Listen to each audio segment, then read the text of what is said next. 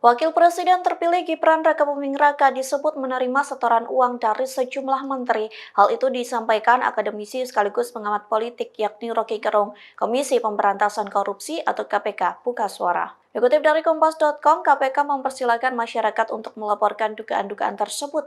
Hal itu disampaikan juru bicara KPK Tessa Mahardika Sukiyarto di Gedung Merah Putih KPK pada Jumat 6 September lalu.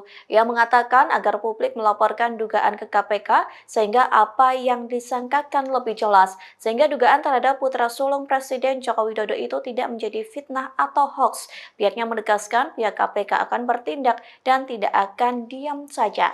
Namun pengusutan itu akan dilakukan dengan perlunya pihak yang melaporkan dugaan suatu kasus. Pasalnya KPK bekerja berdasarkan prosedur dan kerangka hukum yang ada. Sementara pelaporan itu bisa diadukan melalui Direktorat Penerimaan Layanan Pengaduan Masyarakat ataupun website di kpk.co.id.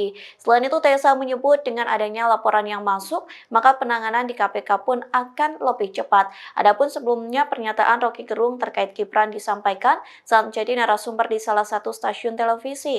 Potongan pernyataan Rocky Gerung itu viral di media sosial lantaran secara gamblang menyebut Gibran koruptor yang kerap menerima uang dari menteri setiap Sabtu. Hal itu terjadi saat Gibran masih menjabat sebagai wali kota Solo.